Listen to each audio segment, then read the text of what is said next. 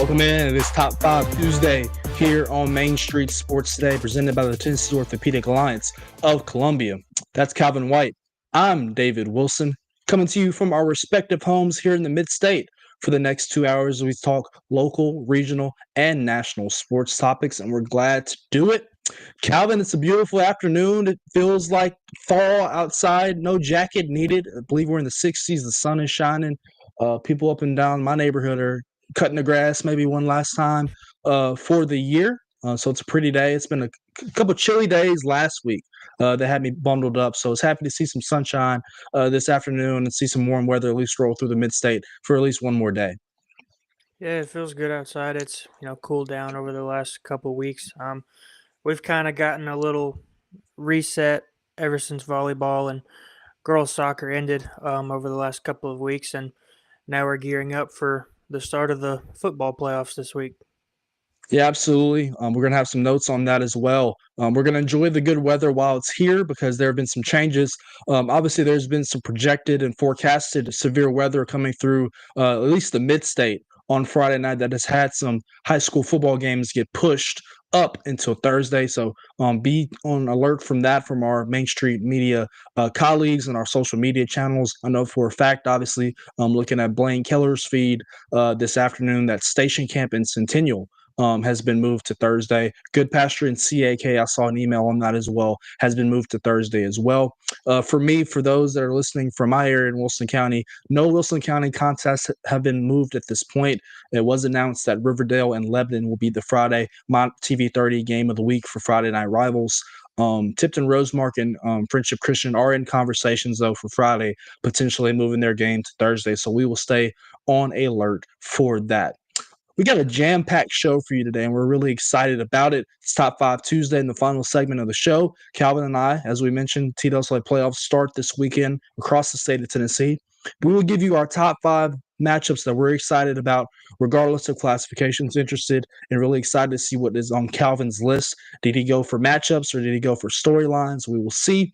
Also in the second hour, friend of the show, the voice of the MTSU Blue Raiders, Chip Walters will join us. It's a big week down in the borough. Girls basketball tipped off their season yesterday against Tennessee State. The boys will tip off tomorrow afternoon at the Murphy Center against Milligan. And then obviously on Saturday, Derek Mason and the MTSU Blue Raiders are on the road, I believe, headed down to FIU to continue their season. Also, it's a big day in the world of the NFL. If you're just not waking up, you've got a lot of catching up to do on social media. It is the NFL trade deadline. That will conclude here in the next hour at 3 o'clock Central Time. The Titans made a move yesterday, trading Draymond Jones to the Baltimore Ravens for a conditional 5th-round pick that can move to a 4th. We'll discuss that, and there's been some big news just of note recently that we'll dive into to close the first hour of the show, particularly pertaining to the New York Jets, who are having an absolute fire sale this afternoon, trading Sauce Gardner to the AFC South rival Indianapolis Colts for 2 first-round picks. They've also shipped off defensive tackle Quinnen Williams to the Dallas Cowboys for a first-round pick in the 2027 draft and a 2026 second-rounder plus Mozzie Smith. So a lot of deals going on that we'll dive into, and I'm sure there are more to come over the next 56 minutes and change as the witching hour approaches for the final moves, for trades at least, for the regular season. Coming up here at 2:20, our first guest, DONNELL SUGGS of the Atlanta Voice, friend of the show, will join us from Atlanta. Obviously, the Braves made some news yesterday after the show went off the air. They announced that Walt Weiss will be their new manager, replacing Brian Snigger. Walt Weiss was their bench coach for the last 8 years. They had their introductory press conference down at Truist Park this afternoon. DONNELL was on the scenes, and he'll be kind enough to discuss the move and what's next for the Braves. Obviously, free agency is 2 days away from Major League Baseball. The Braves shortstop Ha-Seong Kim declined his player option that was worth $16 million. So we'll talk with that as well. Also, Drake Baldwin was announced as one of the 3 finalists for National League Rookie of the Year. That will be announced on November 10th. So we'll discuss that all with DONNELL, who is a great guest, and he's very fashionable, to say the least. So we're glad that he's going to join us. That is all being said, Calvin. Like I said, we got a good show, and we're excited to do it. So are you ready to rock, and are you ready to roll? Let's do it. Let's do it. Producer Mark's behind the scenes making it happen. We'll discuss last night's scores in today's schedule on the rundown. This is the Rundown. Yesterday, the start of women's and men's basketball across the college ranks. Women's basketball scores here locally. It was MTSU picking up a 59-53 win over Tennessee State yesterday at the Murphy Center. Out in Paris last night, number 19 Vanderbilt used a second half rally to defeat Cal in a SEC ACC battle, 74-65 in favor of the Commodores. Last night in Norman, Oklahoma, it was Oklahoma defeating Belmont 87-67. It was Austin Peay defeating Swanee 115-46, and it was Murray State defeating my alma mater, Trevecca, 102-61 in women's basketball.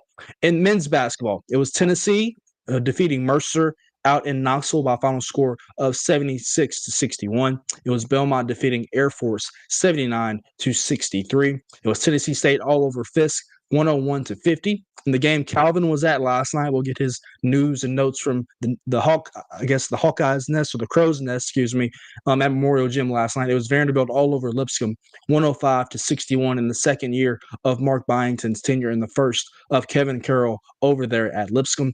Last night it was Austin Peay all over Bryan in a Division I / NIA matchup. It was Austin Peay 128, Bryan 47.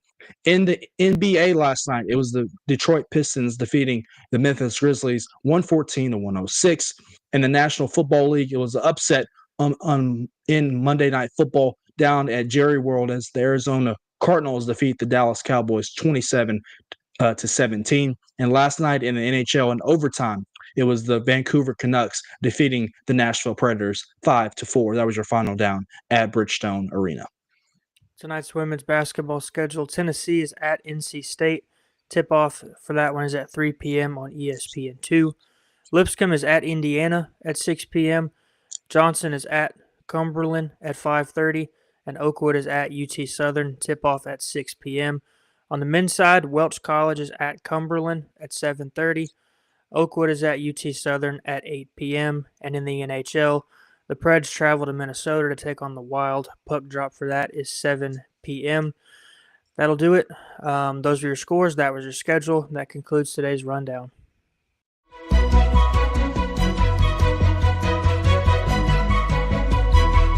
Story brought to you by the good folks down at Piggly Wiggly in Neely's Mill in Columbia. They're open from 11 a.m. until 6 p.m. Be sure to stop by and check out their delicious daily lunch options. They're also offering hand-cut meats, and everything is cost plus 10% at the cash register. Piggly Wiggly, Neely's Mill in Columbia. Presenting you our top story, and we mentioned just there in kind of my soliloquy to open up the show. The Braves have announced their new manager for the 2026 season, and they did not have to go very far to do it. Yesterday was announced via the Braves' social media channels, that they have named Walt Weiss, who was their bench coach for the last 8 years under head coach Brian Snicker. He will be their new manager beginning in 2026. He's the 49th manager in franchise history. Was also a member of the Braves team as a player from 1998 to 2000. Obviously, he is 61 years old, has been a part of the Braves organization for the last 8 years as a bench coach, as I mentioned. They have a 680 and 513 record, a 570 win percentage, second best in the National League and the fourth best in Major League Baseball over that span. Obviously, they won 6 straight NL East titles with him as the bench coach in the 2021 World Series. He was an all-star for the Braves in his first year as a player back in 1998 in the All-Star game. He's a native of New York who spent 12 seasons as a player in Major League Baseball, won a championship with the A's back in the 80s. So, Calvin, this is a move that we'll obviously discuss in great detail with DONNELL SUGGS. So please save your opinions or, I guess, questions, but just give me your initial thoughts when you saw the news that Walt Weiss would be the manager for the Braves moving forward. Some thoughts that kind of crept into your head. Yeah, since they announced it, it wasn't really totally surprising, but I did think that whenever Brian Snitker first announced his retirement, I did think that this would be a good opportunity for the Braves to kind of go outside the franchise. You saw names like Mark DeRosa and David Ross kind of floating around whenever Brian Snitker first retired. But, obviously I feel like this is a situation where a lot of Braves fans wanted to maybe see like a change in philosophy of some sorts. And, Walt Weiss obviously coaching under Brian Snitker for so long, it kind of, on the surface, it kind of feels like we're going to get a lot of the same old stuff next year. Now, I will say that, most of the Braves did have, somewhat of a season long slump. Austin Riley wasn't really great this past season. Ozzie Albies wasn't great. Ronald Acuna Jr. was in and out with knee problems. And, Matt Olson was really the only consistent player the whole season for the Braves. So as long as everybody's back healthy, especially the pitching staff, and if Ronald Acuna Jr. is back healthy, I honestly don't see a reason why the Braves can't get back to the level that they've played at over the last couple of years.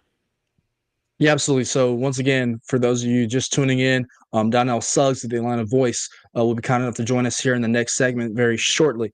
Discuss all the news and notes from Walt Weiss's introductory press conference down at the Battery at Truist Park in Atlanta. So Donnell will have all the scenes, and he is the expert on this. But I will say this: the Braves have had just 4 managers since obviously the 1990s when they were the team of the 90s, and obviously under their great run with Bobby Cox at the helm. Transitioned obviously to Freddie Gonzalez, who was fired, and Brian Snitker was his replacement for the last decade, basically. So the Braves, this feels like a Braves way, and the Braves kind of move. It seems like the Braves always keep these kind of things in-house. Freddie Gonzalez obviously spent time on Brian Snitker's, Bobby Cox's staff, while Bobby was the manager. Obviously, Brian Snitker had spent over 50 years in this organization, and it was very much a Brave for life, and got that opportunity as an interim manager, then turned full manager, leading this team to 6 NL East titles and a World Series in 2021. So this move always felt like a possibility, like you mentioned, Calvin.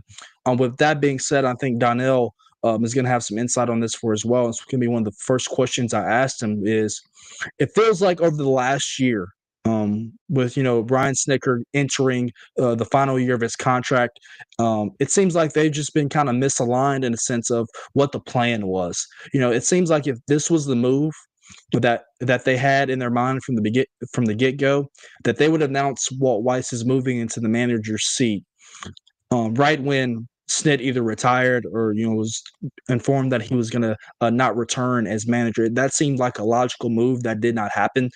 This coaching, or I guess this manager search, lasted up until Saturday or Monday, whenever Alex Anthopoulos made the decision. I was kind of listening to bits and pieces of the press conference. It had started after the season had ended, and so it took a while.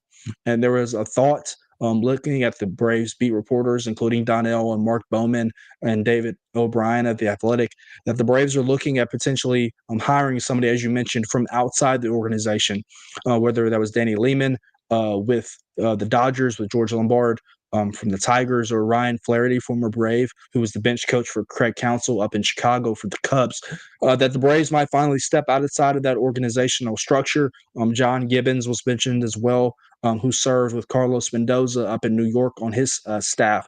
Obviously, Alex Anthopoulos had connections with him back from his days in Toronto as the manager under AA when he was the GM there. But that was not the case. And so I guess when I first saw this news, Calvin, yesterday, scroll across my Twitter feed or X feed, and then I sent it to the group message, was kind of shocked, thinking that the Braves, they waited until after the World Series, which made you think that Lehman was the guy that they were waiting for, and they were just waiting for him to finish his responsibilities, obviously with the Game 7 of the World Series being on Saturday night. That, however, was not the case. So really interested to talk to Donnell as he joins us here after the next commercial break to dive into all his thoughts in the news and notes from the Battery down at Truist Park in Atlanta, as the Braves announced today officially their 49th manager in franchise history, and someone that did not have to go very far to look.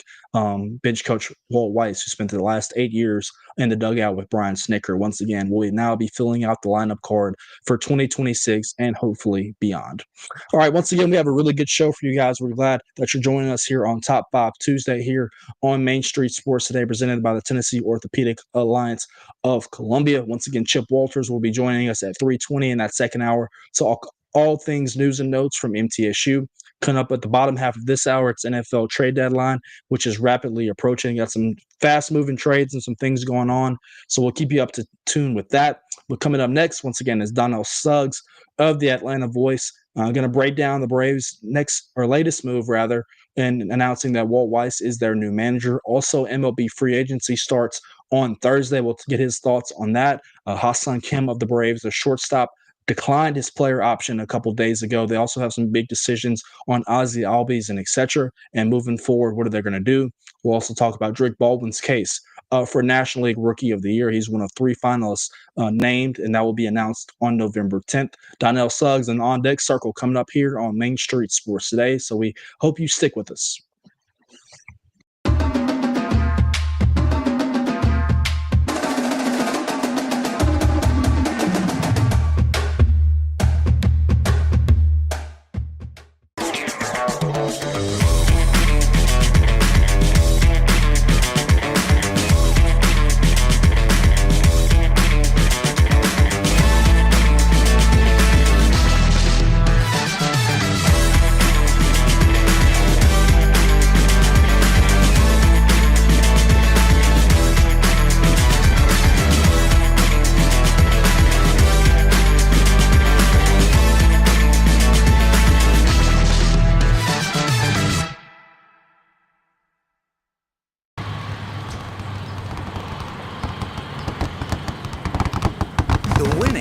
Got closer. All new Sportsbook, the latest gaming machines, live horse racing, and more. The Mid Gaming Hall, Kentucky Downs. Winning just got closer. This holiday season, the largest lantern festival in the country returns to Nashville Zoo. Experience more than 1,000 all-new handcrafted lanterns, towering creatures, magical worlds, and a North Pole village. At the center of it all, the Smashville Ice Rink. Welcome back to Zoolumination at Nashville Zoo. Bigger, brighter, and better than ever. Busy bee, yeah, busy bee. If you need... Hold on, y'all, hold on. I need to make a call. Hey, this is Brianna with Busy Bee. I'm giving you a call to let you know your technician is on his way. 3-3. Busy bee. Guys, not yet. Not yet. Busy bee, oh, Now busy ready, bee. guys. Call 775-7833.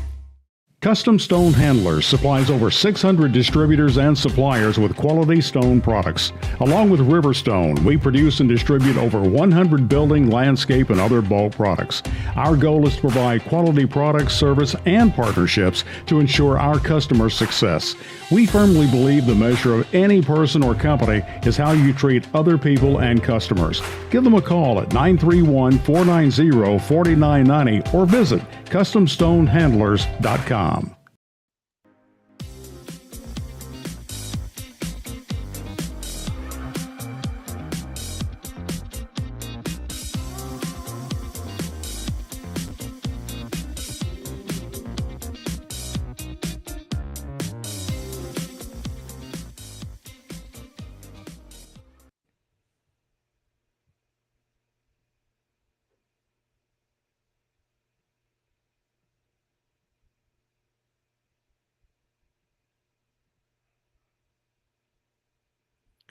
Looks like we lost David. But everybody, welcome back into this Top 5 Tuesday on Main Street Sports Today.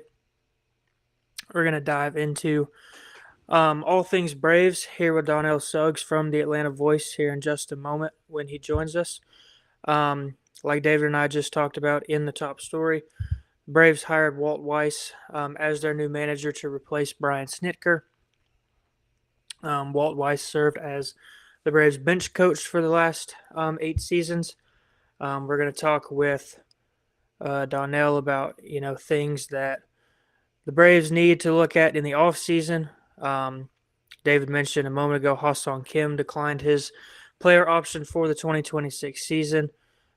Free agency starts this week, like David mentioned a moment ago. And looks like we have David back. Hi, David. Yeah, I am back. I'm sorry about that. I was hearing you the whole time. I guess I got kicked behind the screen. Some news and notes really quickly before we talk to Donnell about the happenings down at the Battery at Truist Park. Some schedule updates, as we mentioned, that we promised we pass along. Ravenwood and Cane Ridge has also been moved from Friday night to Thursday as well. Portland and Nolensville also moved from Friday night to Thursday on the high school football slate for this weekend. Once again, those will continue to scroll in. We promise to keep you posted. Also, BGA and Notre Dame has been moved from Friday to Thursday at 7 p.m. Do we have Donnell?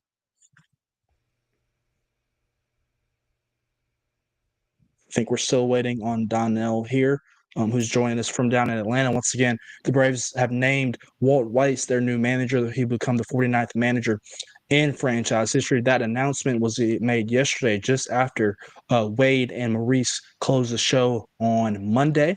The introductory press conference was this morning, so looking forward to getting Donnell's insight down of everything that happened, his first impression of Walt Weiss as the new manager of the Braves. So looking forward to that. Calvin, we kind of mentioned in the top story just kind of our initial thoughts of Walt Weiss and the process. I think you would be among one of the first to admit, though, that I guess a part of you wanted a little change after everything that kind of happened this year with this team, that you wanted to see maybe them step into a new direction and find a new outside voice and a new face to be the leader of this ball club. Yeah. I think a lot of people feel like. Okay. You trying? Are you using? Was that Mark? Audio only. Mark, we're catching you a little bit on the audio. Go ahead, Calvin. Yeah, No, it's no.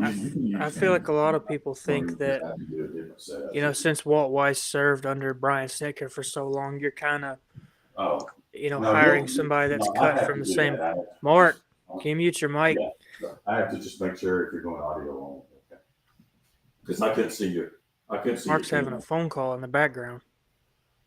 You're fine, no worries. I think he's trying to work to get Donnell with this. Go ahead, Calvin. Continue your thought. Okay. I feel like people think that Walt Weiss served under Brian Snitker for so long. You're kind of, punting maybe a little bit by hiring somebody that's cut from the same cloth and, has kind of done things the same way for almost a decade under Brian Snitker. So I feel like a lot of people would have liked to see the Braves go outside the organization with this hire. Yeah, absolutely. Once again, Mark is working behind the scenes to make sure that Donnell is connected and ready to go. We'll see if we can get him on very shortly. Once again, we apologize for the technical difficulties. Once again, Donnell Suggs of the Atlanta Voice, kind enough to join us here on Main Street Sports today. Once again, the Braves have announced Walt Weiss as their new manager, taking over after being the bench coach for the past 8 seasons under Brian Snitker. The Braves missed the playoffs for the first time in a long time, in 8 seasons this past season.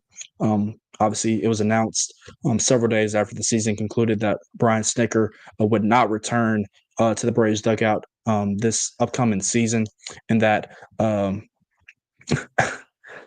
Donnell, do we have you now? Can you hear us?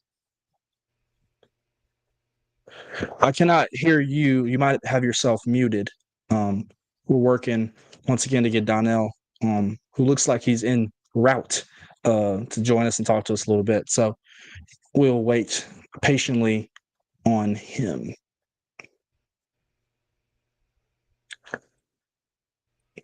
We got you, Donnell. Can you hear us? We cannot still hear Donnell. Mark.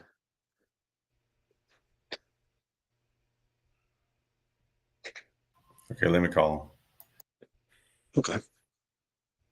He might be attached to his Bluetooth, which might be restricting him a little bit.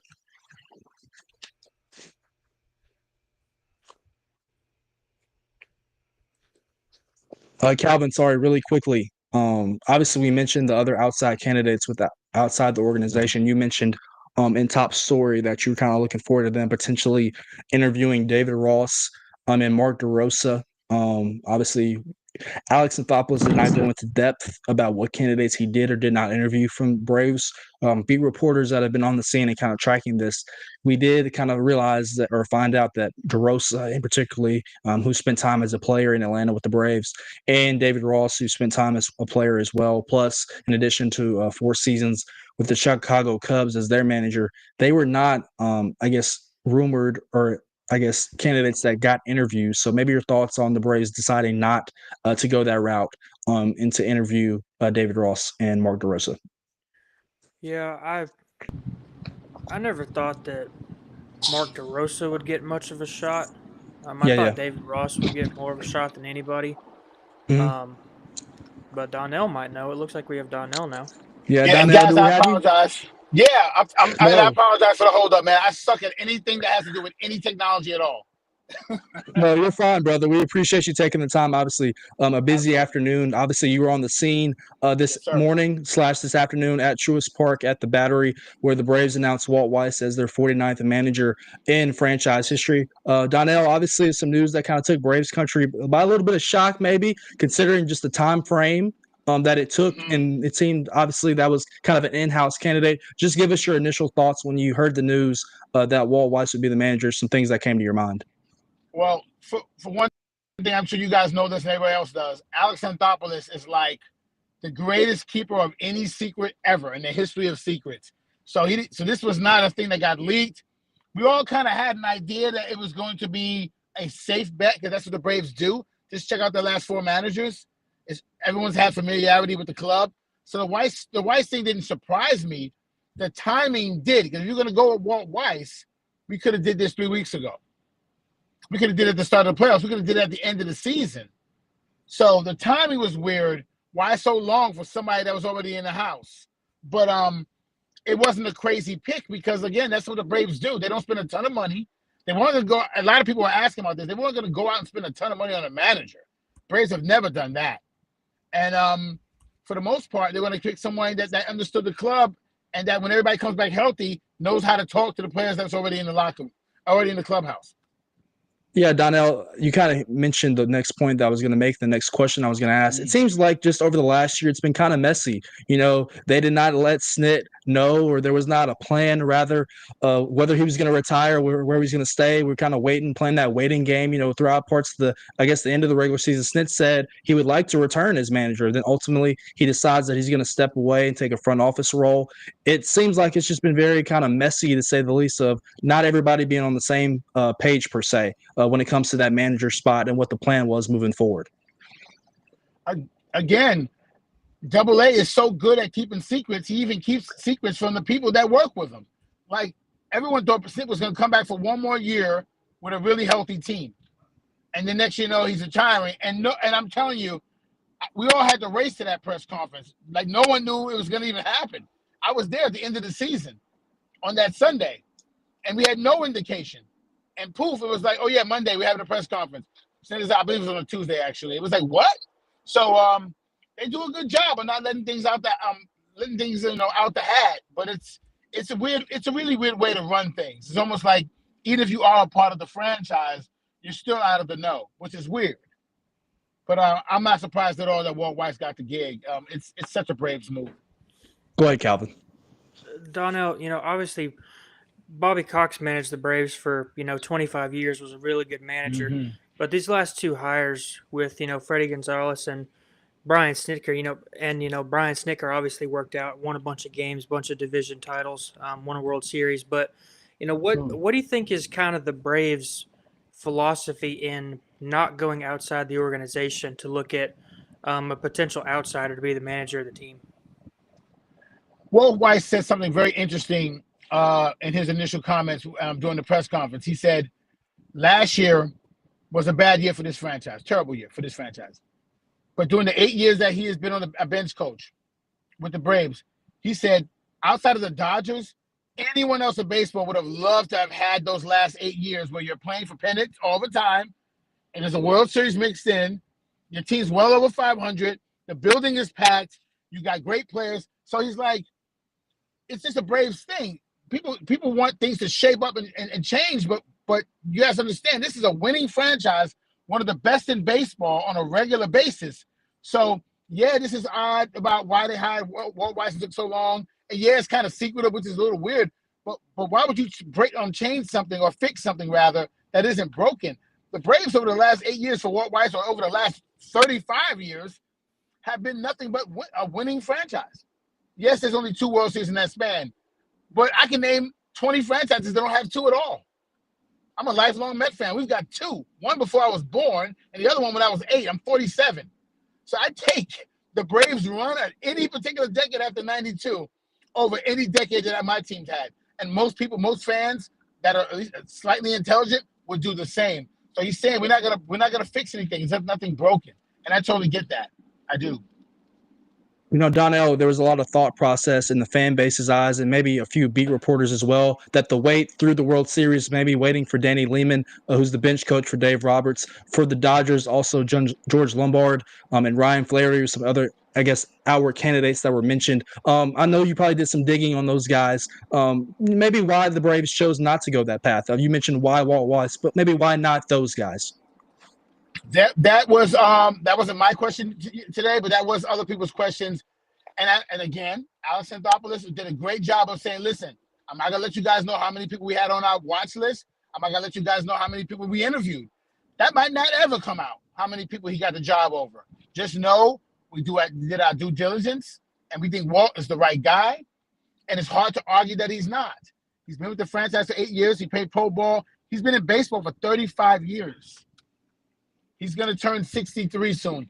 So he was a kid when he came in. If you don't count minor league baseball, it's pretty much his whole entire life. His kids, his wife, all they know is pro ball, you know? So it's like, hey, am I doing something wrong by doing it my way? Not necessarily, but people wanted the splashy hire. People wanted a big story. But like you said, Freddie Gonzalez, Brian Snicker, and then Bobby Cox dating back to the late 80s.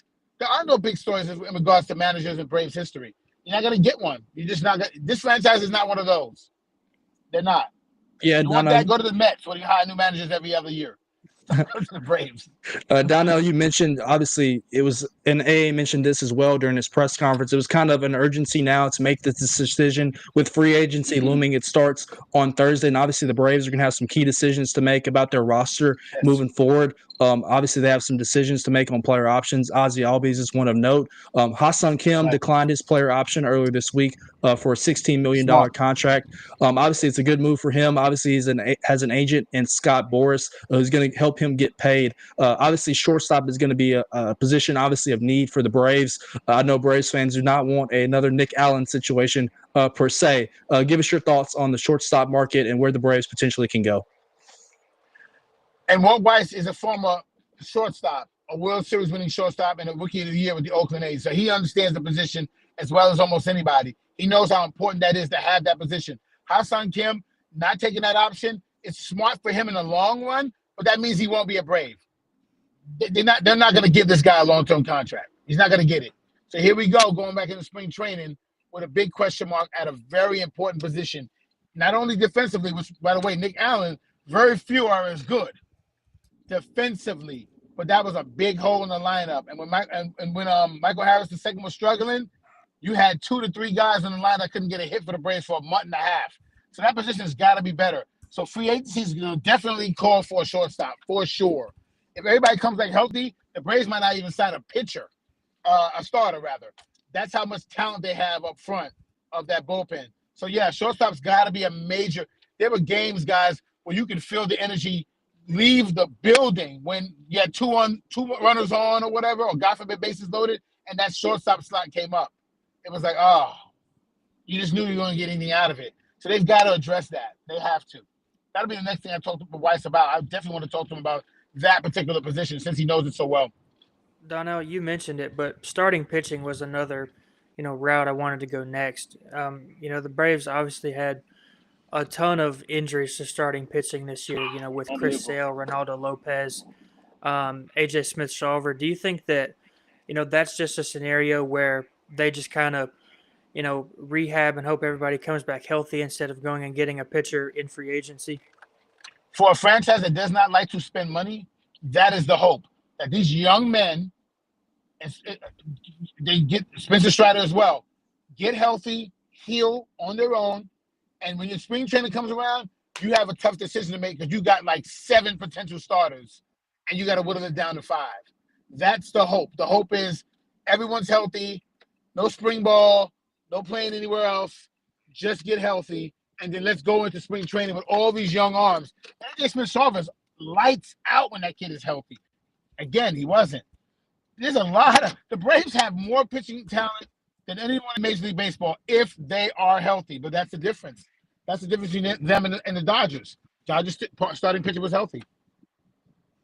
Yeah, Donnell was mentioned earlier this week. It was announced that the finalists for National League Rookie of the Year, obviously Drake Baldwin is one of the 3, along with the Cubs, Cade Horton, and Caleb Vaughn of the Milwaukee Brewers. Obviously, the Braves have a vested interest in Drake Baldwin winning National League Rookie of the Year. They could get an extra draft pick in next year's draft at the end of the first round, which is obviously huge, not only for just getting add-in talent to the farm system, but also impacts the bonus pool as well. But just give us your thoughts on his candidacy. He's obviously a lot of Braves fans are hoping that he can win it. Do you think he can win it over Cade Horton? And just talk about the year that he had overall.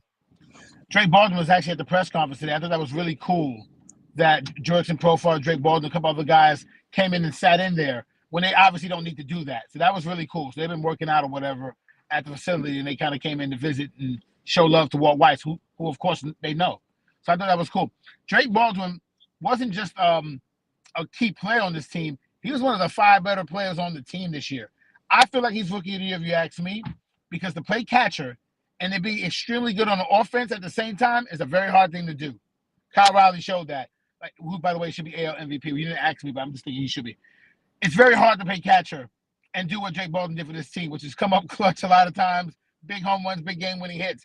I love the kid in Chicago. I think he's wonderful. And Cade Horton, I think they got a great arm on that kid.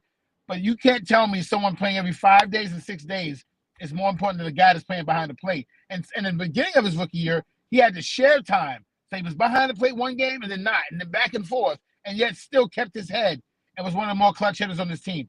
I don't know what else he needs to do to win Rookie of the Year, and of course we'll have that press conference if that happens. They might even have one if it doesn't, because we try to figure out why it didn't. Yeah, I'm gonna build off that as well. You mentioned kind of the Braves there. I guess lack thereof of spending money. They're very hesitant to do that. You could argue as a Braves fan that you could save some money with your catching situation by potentially trading Sean Murphy and having Drake Baldwin be your catcher for a full 162, maybe sign a veteran like Sandy Leon once again to be the backup and to be kind of a mentor. What is your thought process on that? Obviously, the DH position is one that's going to be talked about a lot this offseason as well. Last year they split with Murphy and Baldwin a lot of the time towards the back end of the regular season. Given one the night off, give me your thoughts on that as well. Mentally, it's better for Drake Baldwin to be a catcher full-time and know that that is his job behind the plate. And whenever he's not catching, it's because he's getting a full break. He's not playing today. He needs that. You can't ask for this young man to do this again next year. Not after the year he had. He kind of earned that. Sean Murphy, I'm not sure how much you can get for a veteran catcher. I mean, actually, you can get a lot because people need catchers, but I'm not sure how much the Braves are going to get because teams know they have 2. So why would I give you a lot for one of your 2? But everyone in the league knows Drake Baldwin's got to be the starter full time. He's too young, he's too good, too athletic, too good of a hitter to get out of the lineup. And for this team to be really good, he's got to play every day, maybe 145 games a year, 150. With a break in between every couple months. So moving Murphy would be wouldn't be that hard to do because people need catchers. The DA's position is huge. You need an assistant bat. And we didn't get that out of that position for months at a time. Didn't get a lot of that out of that position. Yeah, last thing for me, Donnell, we'll let you go. Appreciate you joining us here once again. Donnell Suggs of the Atlanta Voice. Donnell, I think it came from me, as a Braves fan. I'll put my Braves fan hat on and take off my media. When I heard the news about Walt Weiss, I said, I want a contingency plan with this. I need Eric Young Sr. and Ron Washington on his coaching staff. And I know a lot of Braves fans feel the same way. I'm sure that question on whether staff construction came up this afternoon in the press conference. Give us your thoughts and then give us what AA's thoughts were as well on that situation. 3 times it came up. And I scratched it out of my notebooks. That could have potentially been 4. Like, who do you have in mind? Who do you have in mind? Everybody wants Ron Washington back. Some people wanted Ron Washington to be the manager of this team.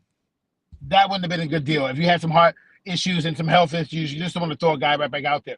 But he's so beloved in his clubhouse. I think the team is better. If Ron Washington is somewhere in the building, I think the team is better. And EY was another one that people are looking like, hey, when's he going to get a shot? So to add those guys into that staff would be unbelievable. Again, AA didn't touch it. Again, a manager picks a spot, but you got to get somebody to sign off on it. So that'd be a team decision. It won't be a Walt Weiss only decision. So whoever they pick in that staff, people have to understand the replacement for Walt Weiss will be someone that Walt Weiss will definitely like, but it won't be him saying, hey, get this guy. I like this guy. It'll have to be a full brain trust decision. So I'm hoping it is EY and Ron Washington because it just makes it funner to have those guys around. They're great before the games. They're great after. And inside that clubhouse, everyone loves those guys. So it's almost a no-brainer, almost. And it wouldn't look like a decision where, you're hiring two people and Walt Weiss looking over his shoulder. The Braves don't move like that. They don't fire managers in the middle of the year and stuff like that. So it would just be because you want the best staff possible for Walt Weiss.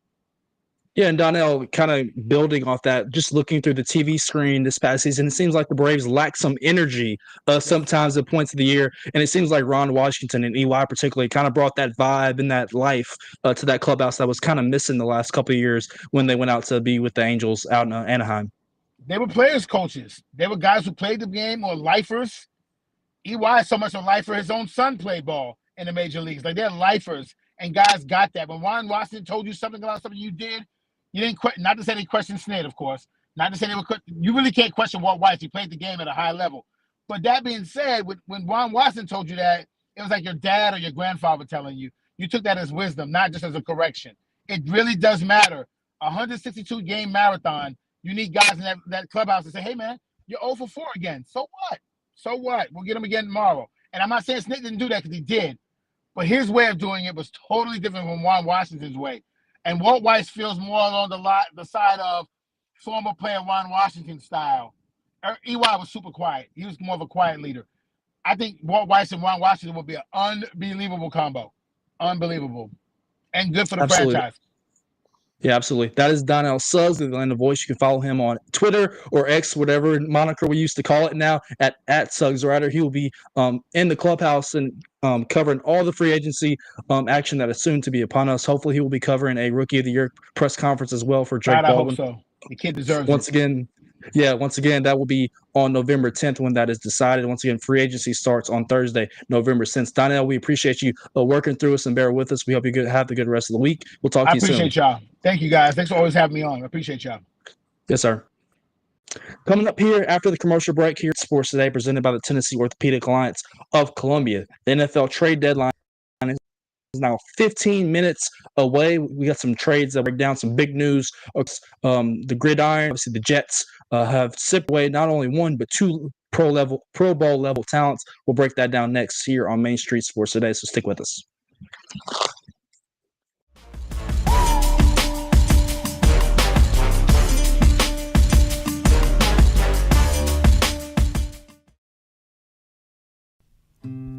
Columbia Power and Water Systems is dedicated to bringing our customers reliable, local service.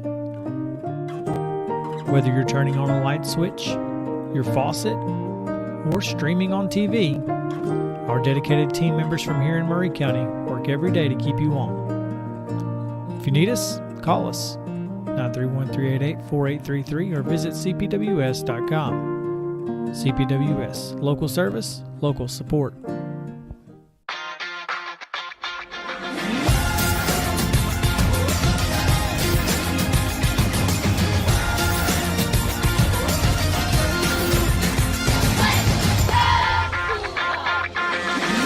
Zion Christian Academy at zioneagles.org or 931-388-7531. You can schedule your appointment to visit their beautiful campus. Again, zioneagles.org or 931-7531 to schedule your visit today.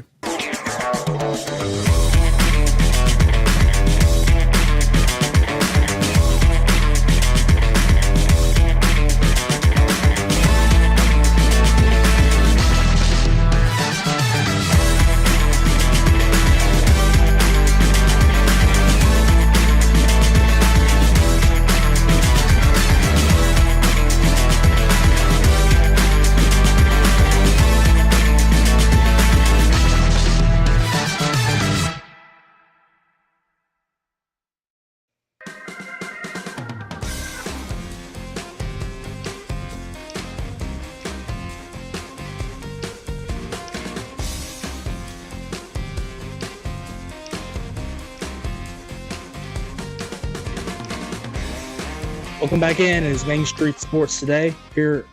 Excuse me. Once again, it's Top 5 Tuesday here on Main Street Sports Today, presented by the Tennessee Orthopedic Alliance of Columbia. I'm David Wilson. That is my buddy Calvin White. It's a big day in the world of the National Football League. The trade deadline is ever approaching. It is at 4 p.m. Eastern time, so that means it is 14 minutes away for those of us here on the Central Time Zone. Some big news and notes have already occurred just of the last 30 to 35 minutes to an hour here in the National Football League. And so we're going to jump right into it. Mark, I apologize. This one did not make the run sheet, so I'm going to throw those, the latest ones above the links in the sheet. I apologize for that. It's a big day, as we mentioned in the open, for the New York Jets, who have begun their fire sale for their franchise and are starting to build through the NFL draft and acquire picks for not only the 2026 draft, but the 2027 draft as well. They have traded, the New York Jets have, Pro Bowl defensive tackle Quinnen Williams to the Dallas Cowboys for a first-round pick in the 2027 NFL draft and a second rounder in the 2026 draft, which is next summer. They have also traded they have also received Mozzie Smith, who's a former first rounder from the Cowboys as well. Obviously, Quinnen Williams is one of the premier interior defensive linemen in the game. In the Dallas Cowboys, who also have Kenny Clark, who they acquired from the Packers this offseason in the Micah Parsons deal. They're beefing up in the trenches, Calvin. Yeah, Jerry Jones traded an elite defensive player to get another one. He could have just kept the one he had. Wade and I talked about that when it happened. Jerry Jones elected to pay his kicker before he did Micah Parsons, but I guess he kind of got it. I guess he got a solid return. He got Quinnen Williams, one of the better defensive linemen in the league, Sauce Gardner's obviously on the move. The Jets are so depleted right now. I think you and I could start for them. I don't think we would make the team look any worse than what it is.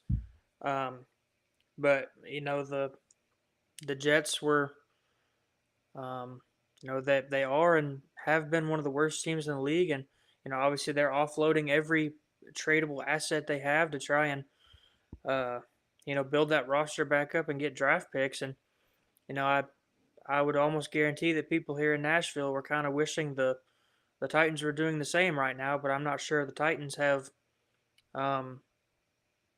any assets that would be worth anything that aren't Jeffrey Simmons or Calvin Ridley. But, the only move the Titans have made so far is trading one defensive lineman or linebacker, I believe.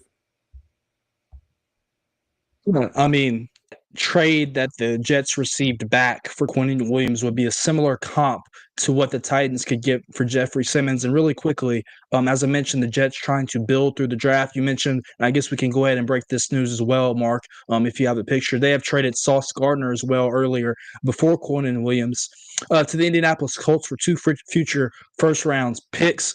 So when you look at the Jets and their draft capital for the next couple years, they not only have their own first-round pick in 2026, they have Indianapolis's first-round pick as well. They also have their second-round pick in Dallas's second-round pick. So they have four picks in the next 2 rounds of the 26 draft. They also have 3 first-round picks in the 2027 draft. So the Jets are building through the draft. That 27 draft class is regarded as going to be one of the best in recent memory. You think about Ryan Williams from Alabama. You think about Jeremiah Smith from Ohio State. So there's going to be a lot of talent that comes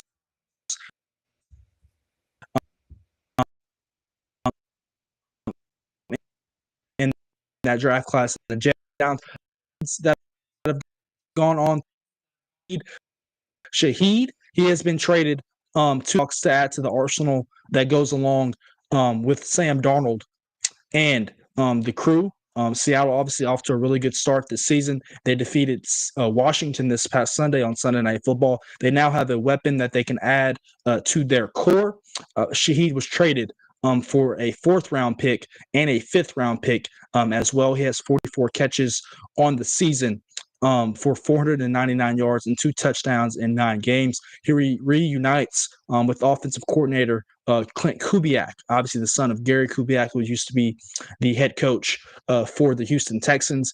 He used to be the coordinator down in New Orleans prior to their firing of Dennis Allen last year. He's now the offensive coordinator up in Seattle for head coach Mike McDonald. So Rashid Shaheed is on the move for that one as well. Another wide receiver trade that happened earlier this afternoon, it was between the Jacksonville Jaguars and the Las Vegas Raiders. Jacoby Myers, he's been long rumored as someone who could be on the move, and he was.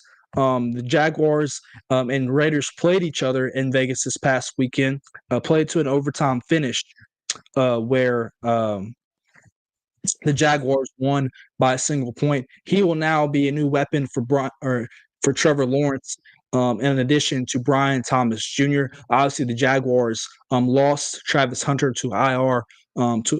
He was, I guess, saved from a potential season-ending ACL injury. So they got good news back on that front. So another weapon, Calvin, for Jacksonville as they try to keep pace with Indianapolis, who acquired Sauce Gardner in the AFC South race. Yeah, the Jags got off to a really good start. And, I wasn't sure anybody was going to, I'm not sure anybody in the division was going to catch the Colts. I'm not sure there's many teams in the NFL that can catch the Colts with how well they're playing right now.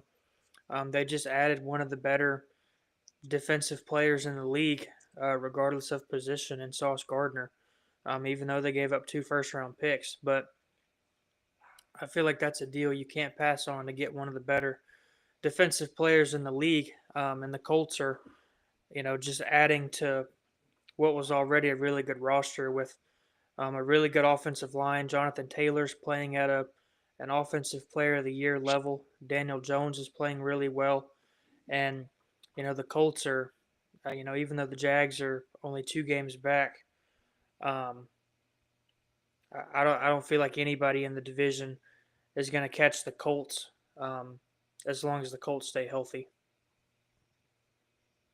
Yeah, absolutely. Who would have thought at the beginning of the season that the Colts would be going all in and pushing their chips to the table with Danny Dimes, as you mentioned, Daniel Jones as their quarterback. Once again, Jacoby Myers, pictured on your screen, headed to Duval, as they say, to be a weapon for Trevor Lawrence. The Jaguars sent 4th and 6th round picks to the Raiders for Jacoby Myers' services. You have to think about it. Jacksonville had a plethora of picks. I believe they had 13 in this upcoming year's draft that they have traded at least 2 of those away. Remember, they traded their 1st round pick for next year to Cleveland to move up in the draft last year to draft the rights to Travis Hunter with the 2nd overall pick behind Cam Ward. You have to think about it with wide receivers being on the move, Calvin.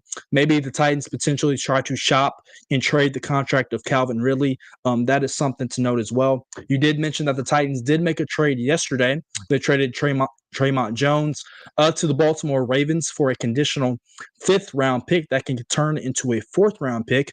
We were waiting for the news and notes on that, Calvin, and it has now been released. The Titans will receive a 4th round draft pick for Draymond Jones if he records at least 2 sacks through the rest of the regular season and Baltimore makes the playoffs. Both of those things seem very likely looking at Baltimore's schedule and with the production that Draymond Jones has had this year. So the Titans, who signed Draymond Jones to a 1-year prove-it deal this offseason, get a draft pick in the middle rounds in return for him at the trade deadline.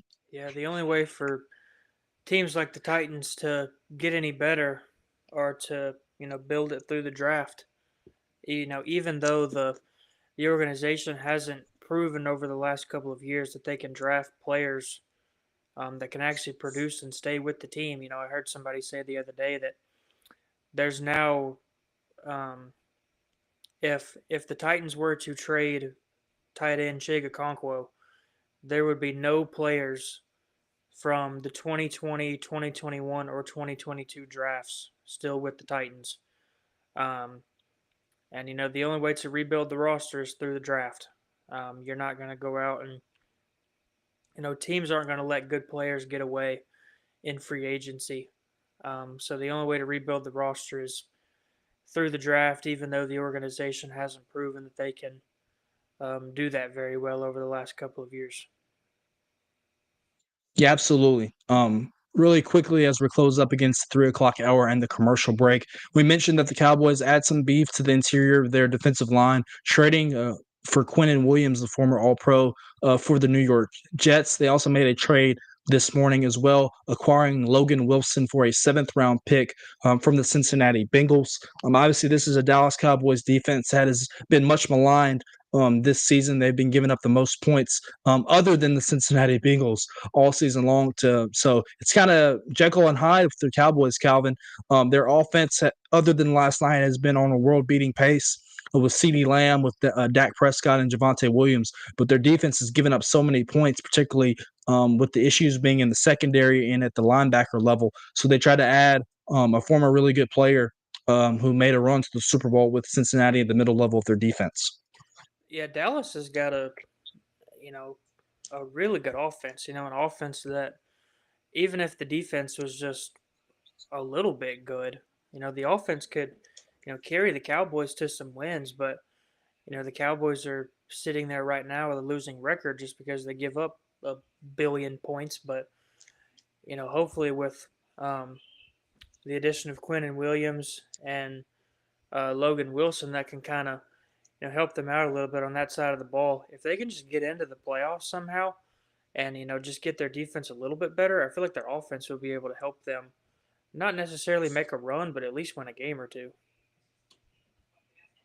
Yeah, absolutely. Staying in the NFC East as we close, at least this NFL trade deadline chatter with just 2 minutes remaining to the deadline. Once again, if any news trickles in after the deadline, we'll be sure to let you.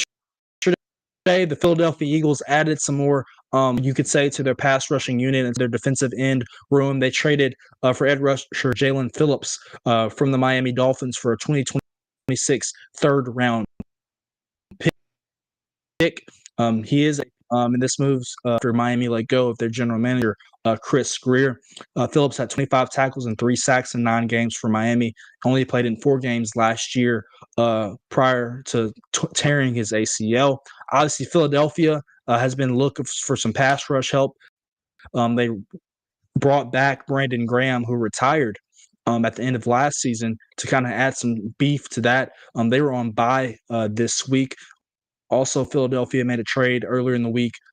Carter from the Jets and Jair Alexander from the. So they were on bye this week once again. Their next contest is on Monday Night Football against the Green Bay Packers. But the Camps and Howie Roseman is always trying to wheel and deal. It was reported once again that throughout this trade deadline process that the Eagles offered not 1, not 2, but 3 first-round picks to the Cleveland Browns in an attempt to lure them to trade Myles Garrett, who you could argue is the most dominant defensive end and pass rusher in the National Football League. He had 5 sacks a couple weeks ago.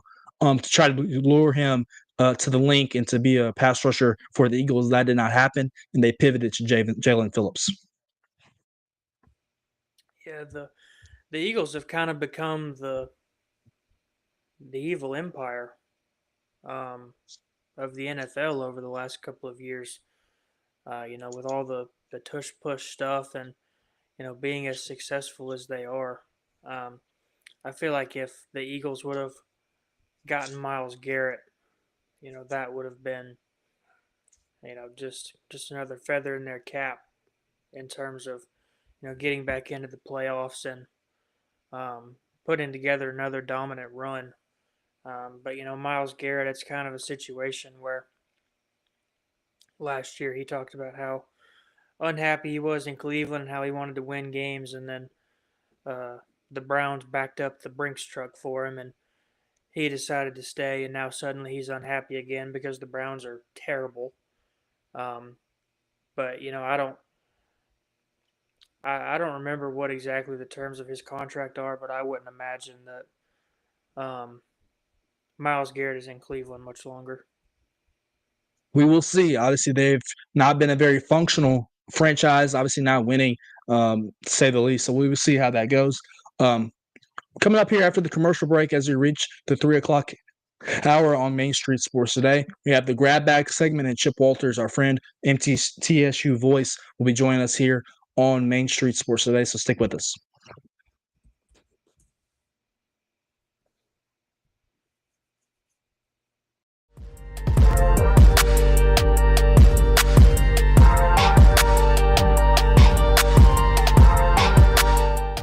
Jones & Lang Sporting Goods here in Columbia has been outfitting teams, officials, and anybody else from T-ball to college for 50 plus years. Be sure and check them out at 931-388-8060 or online at jonesandlang.com. Jones & Lang Sporting Goods, the look of a winner. Zion Christian Academy at zioneagles.org or 931-388-7531. You can schedule your appointment to visit their beautiful campus. Again, zioneagles.org or 931-7531 to schedule your visit today.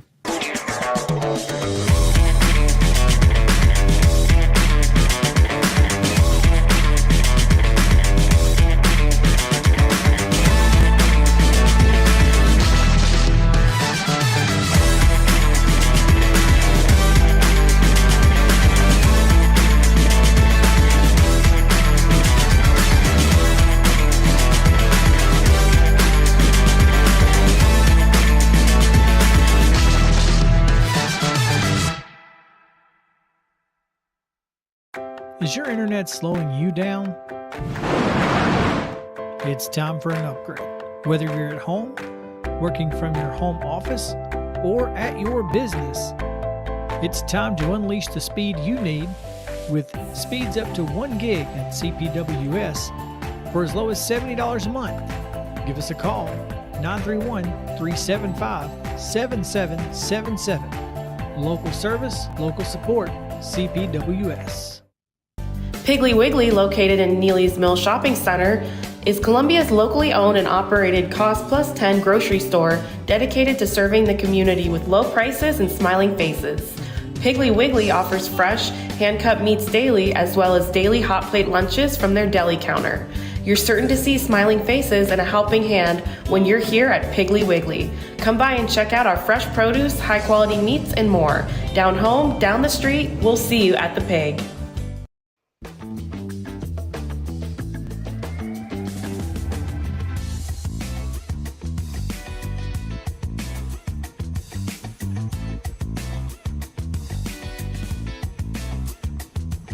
Street Calvins.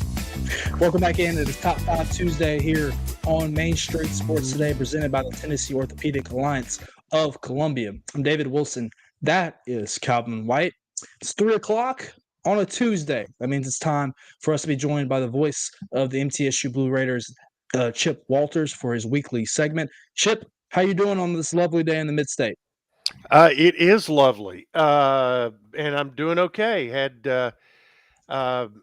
Derek Mason's press conference this morning, so there was some little bit of chatter there, and that was we normally do that on Mondays, but obviously we began the overlap of basketball season with football season, so a few things had to be shuffled around, but that also means just a lot to talk about. So you're right, good day, and getting ready for the men's season to get started tomorrow. Yeah, you mentioned that. I took it right out of my mouth. The girls got their season started yesterday with the win over Tennessee State. The boys tip things off against Milligan tomorrow. So it's a full slate of athletics for those looking forward to watching some MTSU sports this week. It is. I was just from my standpoint of from a broadcasting standpoint this week, I helped out with the women's game. I don't normally do the women's games, but yesterday helped out on television. So 3 basketball games, a football game, and a coach's show this week. So that's welcome to the overlap. But, the Lady Raiders came out yesterday, had a really, played very well in the first half. And this is a team that we have talked about on this show and others.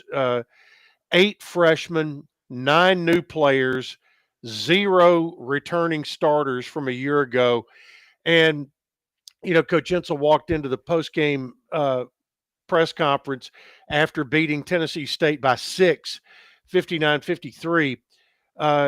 Before he could ever sit down, he goes, "This is the way it's going to be all year with that many new faces." you know, you pull what you can from every contest. He goes, it's just Middle had a 12-point lead, I think, maybe 13. Tennessee State pulled back, actually grabbed the lead in the fourth quarter, but Middle Tennessee called a timeout, got their defense organized, had a couple of stops, had a huge play from Savannah Davis where she got a steal and a basket, and then made free throws on their last two possessions, and that kind of flipped the ball game. Savannah Davis's steal and basket really was what turned the ball game around. And I said on TV the play of the game, but this is a young team that's going to have to get older quick. And that Tennessee State game is going to help them along the way. I think it taught them a lot that you've got to play a full 40 minutes, because the third quarter Tennessee State dominated. And the other thing that I think came out of that game yesterday is that TSU had been picked 7th in the OVC. That was not a 7th place OVC team. Coach has done a really nice job there assembling her talent. She's got a couple of really, really good young post players that are only going to get better with more experience. And now, so they've got a big game. They've got a big road test at TSU or at TCU. Middle has their first road test of the year on Thursday night. They'll go to St. Louis to play the Billikens, and then they'll have to go to Tennessee Tech next week. And they've got 3 straight road games before they come home, get back to the friendly confines. And, oh, by the way, that will be against the 8th-ranked Lady Vols. So there's no break in the schedule for Middle's women. But, game 1 in the books, and it's on the left-hand side. And, it's always more fun to use wins as teaching moments than losses. Yeah, we take the ugly wins. There are no such thing as a pretty loss. And you mentioned just right. Savannah Davis, obviously making the play of the game, as you mentioned. Coach Insel's done a really good job of recruiting. Obviously, she's a kid from the state of Tennessee. She's from McKinney.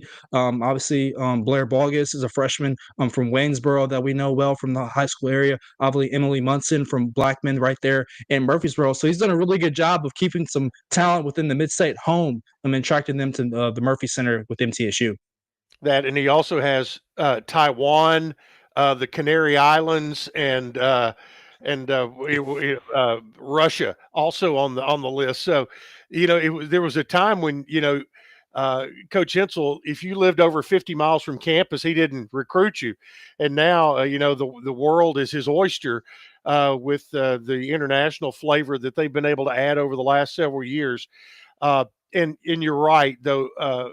Savannah Davis, I think, still holds the state record with 19 threes made in a game for McKenzie. And, I think that, lit up the eyes of Rick and Matt Insel when they had already been recruiting her. She has the ability to go on streaks like that. And let me tell you, Blair Bogus missed basketball last year from Wayne County. I've been around Middle women's basketball for about, probably close to 45 years of their 51 that they've played. And, when I think of, okay, what is a prototypical Lady Raider? Well, to me, it is Blair Bogus. Small town, from a high school that has incredible community support, country smart, just that kind of player. And, and Blair Bogus, what did she do in her first game as a Lady Raider yesterday? Double-double, 10 points, 13 rebounds. So she's off to a good start. Macy Pfeiffer, the other really highly recruited post player out of Mississippi, she was Miss Basketball in the state of Mississippi. She had got in some early foul trouble and ended up fouling out of the game.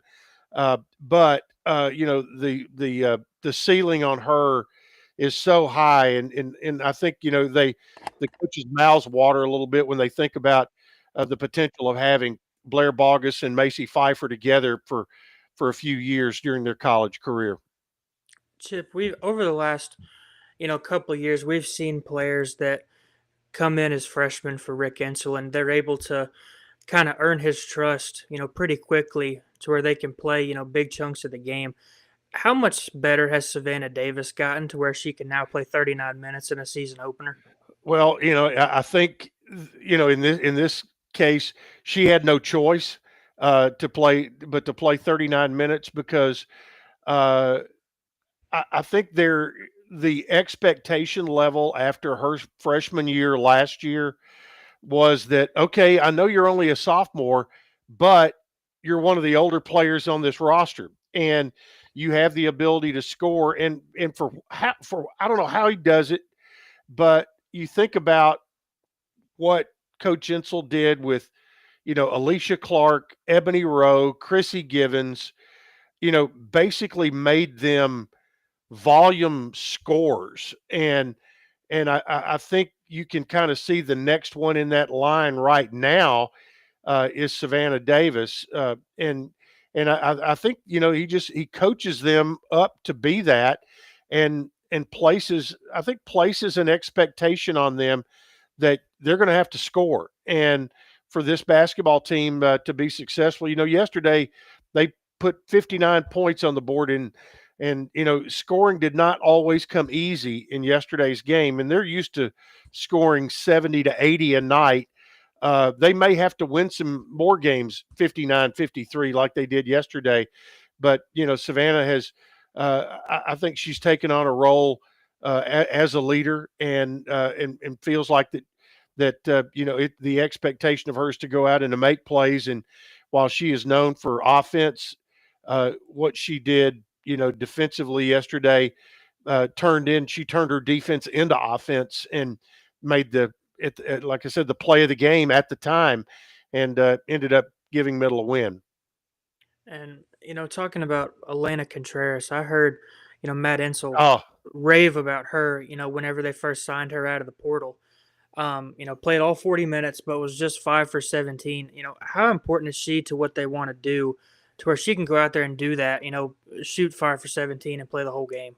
Well, the thing is, Tennessee State knew exactly who she was, and stayed with her, and she kind of made me look like a genius on television yesterday, because during our pregame, Jake Rose and I were talking about her, and I said, she can score from all three levels, and she came out, hit a three, then a mid-range jump shot, and then posted up and scored. So 3 of her 5 baskets were from 3 different levels, but Tennessee State had somebody on her, in her back pocket all day long. And the thing is, even if she's not scoring, she's taking a defender away from somebody else. And she's going to have her nights where she's able to, 17 shots is not out of the expectation of what to see from her.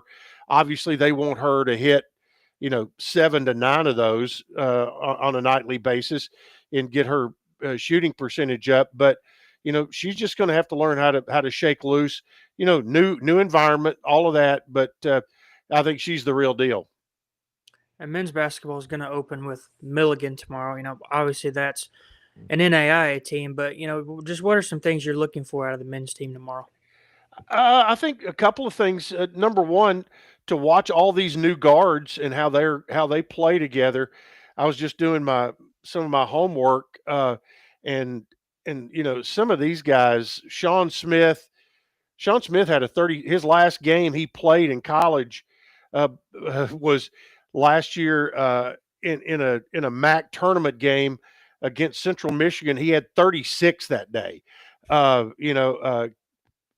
Javin Carter, the last time I saw Javin Carter play a real game in person, he was leading Alcoa to its second straight state championship at the Murphy Center floor. And, here's a guy, 2-time state tournament MVP, 2024 Mr. Basketball.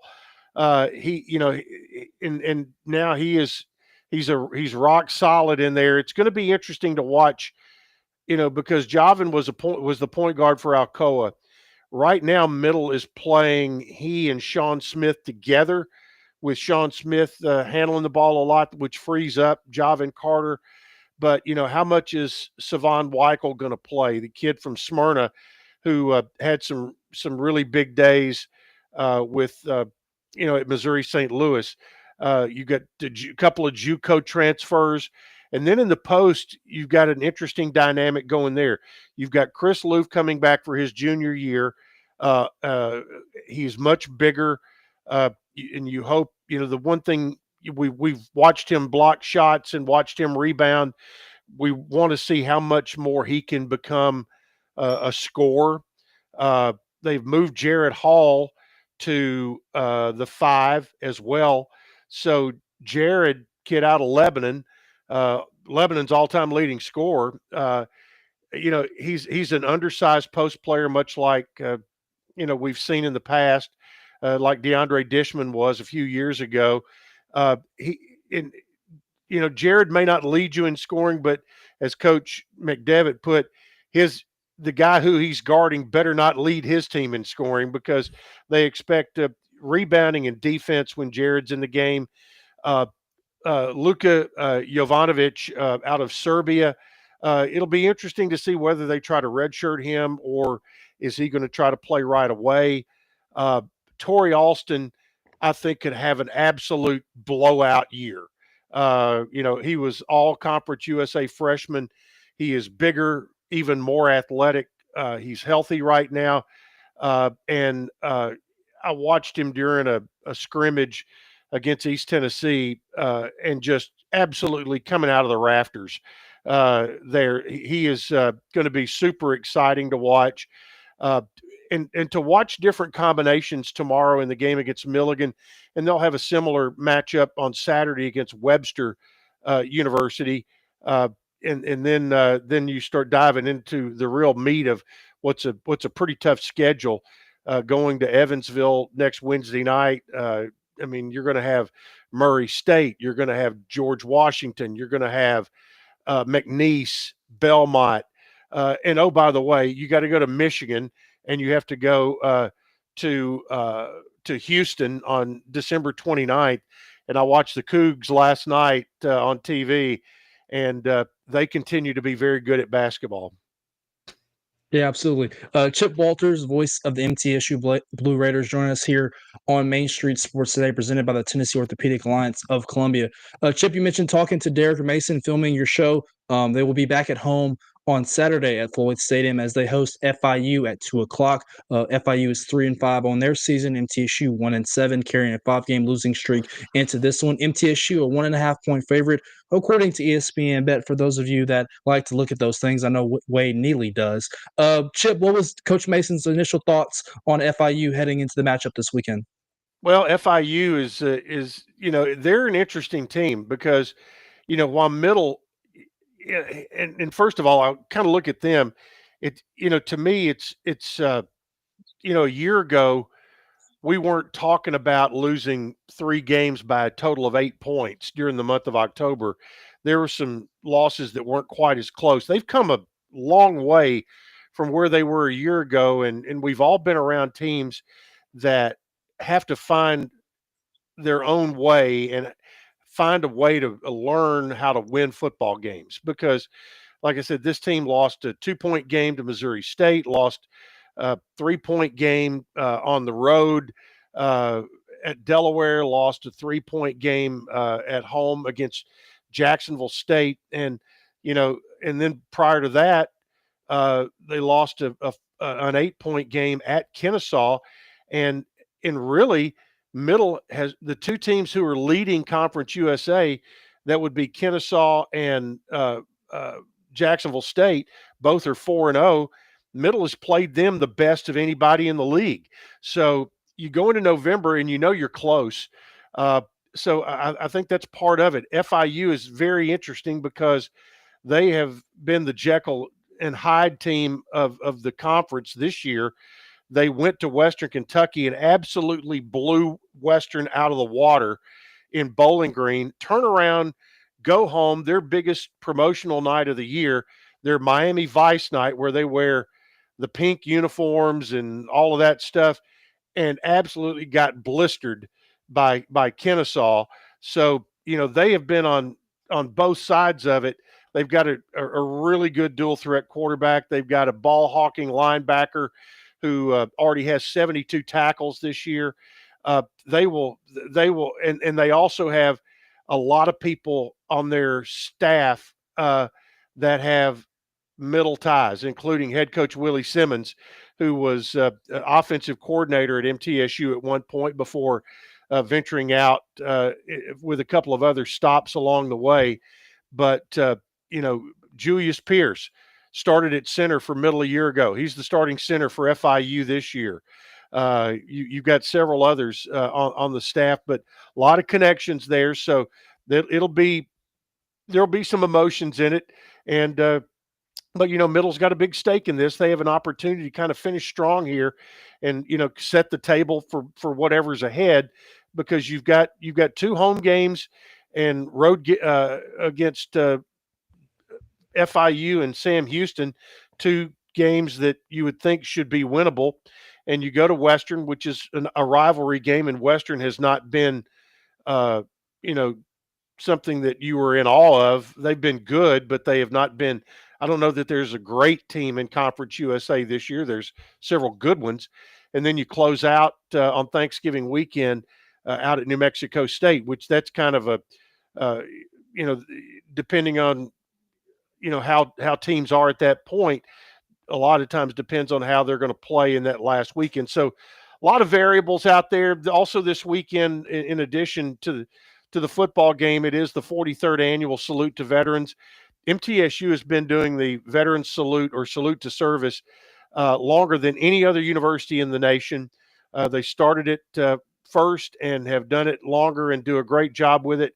And also this weekend, reunion of 2 undefeated teams are coming back to campus. It's the 40th anniversary of the undefeated 1965 OVC champs under Coach Bubba Murphy, and also the 40th anniversary of the 1985 11-0 Blue Raiders under Boots Donnelly and led by quarterback Marvin Collier. And both of those teams are coming back, and both have a lot of members of their teams that are coming in this weekend. So looks like the weather on Saturday is going to be awesome, about 70 degrees before the bottom falls out of it on Sunday and Monday. But great opportunity for folks to come out. It's going to be just a full day of activity. Should be a very competitive football game between these two. And also with the Salute to Veterans is a really, really moving ceremony that'll happen at halftime. Yeah, some really good stuff this weekend at Floyd Stadium on Saturday. Chip, before we let you go, you kind of elaborated on it really quickly, and I didn't want to interrupt you. You mentioned the 4 losses by 8 points or less in the last 4 games. That can really test the leadership of a locker room. Kind of talk about just the guys maybe bonding together and sticking with it for sure over these to close of the season. I think you're right. I think that, they feel like they're right there. And Nick Vattiato is part of it this morning, and he's a 5th-year senior, and we were talking to him about, here you are, you're going into your last month of your college career. I said, what do you want?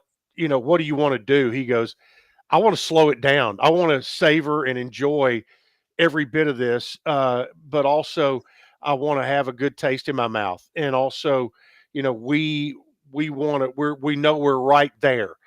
We want to do whatever it takes. He goes, somebody asked him, he said, you're on the verge of going over 10,000 yards passing and, and have these other records and all. He goes, I'd give all of that up to get, these wins in the month of November. He goes, that's great and all that. He goes, but really this is all about our team. He goes, if I didn't pass for 1 yard and Jaquel Middlebrook was rushing for 300 yards, if that's what it took to get the win, that's what I want to do. So I think, you look at how well this defense has been playing and holding people, into the low 20s in points.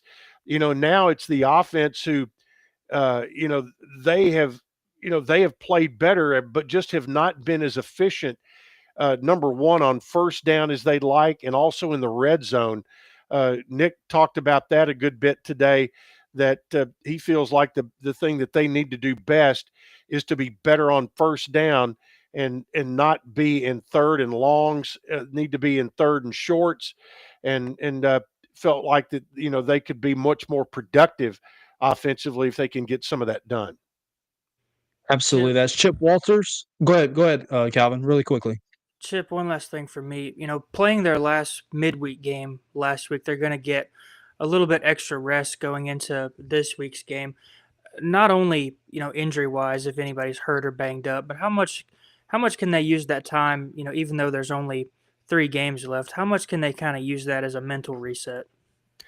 Well, I think there's a lot of that. I mean, in the month of October, with the midweek portion of the schedule was actually this year was the best that it's ever been, because Middle played 3 midweek games, not 4, and they were all on Wednesdays, all at 6:30. And so you had kind of a mini bye on the front end. You went from a Saturday to the following Wednesday. You had about 10 days in there. Then you had a full week off in there. So you had, basically 14 days in between 2 of the games. And then here at the end, you've got the same thing. You've got the mini bye again, playing on a Wednesday, and then you don't play till 2 Saturdays after that. So, I think all of that, from physical health and their mental health as well, I think you obviously want to get yourself in a good frame of mind going down the stretch, and then, as we all know, football players are creatures of habit. You're getting back into what is your normal routine, and from now on out, it's 4 Saturdays, 4 afternoon games, and throughout the rest of the season against 4 opponents who you feel like that you should be pretty competitive with, and you can, and they talked a lot about, finishing and, taking that next step and finishing out with a good taste in their mouth this year, because mathematically they are out of the running for a bowl game and a conference championship. But now there's all kinds of reasons to make sure you're looking good on film, whether it's to impress your current coaches, or if you are somewhere else next year and you don't ever want to have a film out there where you're loafing or not looking good. So there's a lot of reasons to put up your best effort here in this last month. Chip Walters, the voice of the MTSU Blue Raiders. You can find him on X or Twitter, whatever you like to call it, at @ChooseChip. He'll be on the call tomorrow, and then he'll be on the call Saturday as well. Chip, we appreciate you joining us as always. Doubleheader on Saturday. Football, basketball, double duty. He'll be on double duty watch on Saturday. Chip, we appreciate you always joining us here. All right. Thanks, guys. Appreciate it. Coming up after the commercial break here on Main Street Sports Today, presented by the Tennessee Orthopedic Alliance of Columbia. We'll dive into the grab bag, talk some news and notes across MLB, the NCAA basketball season as well. Tipped off yesterday, as we mentioned, the Chip, and some NCAA football coming up right after the commercial break. So stick with us.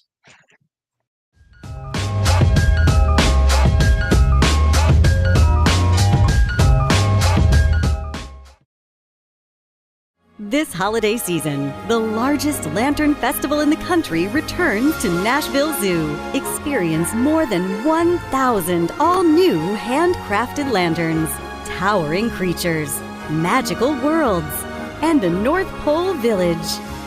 At the center of it all, the Smashville Ice Rink. Welcome back to Zoolumination at Nashville Zoo. Bigger, brighter, and better than ever.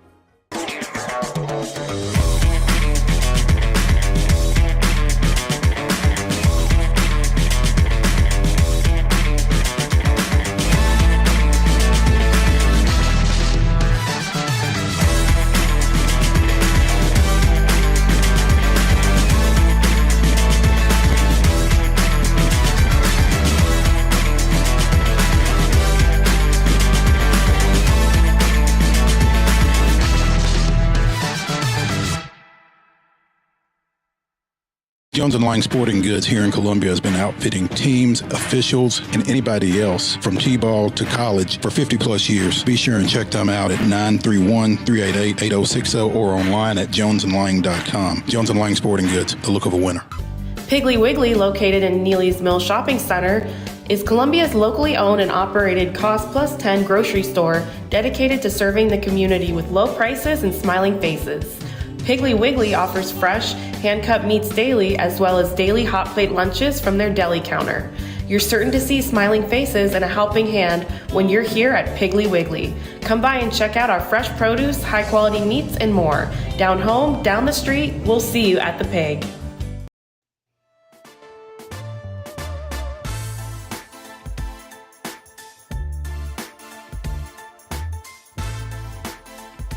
Welcome back into Main Street Sports today, presented by the Tennessee Orthopedic Alliance of Columbia. David Wilson. That is Calvin White. It's time to dive into the latest edition of the Grab Bag as we talk some news and notes across the world of college football, college basketball, and the MLB. Start things off in college basketball, where the season, not only on the women's side, but the men's side, tipped off both locally and nationally and across the globe yesterday.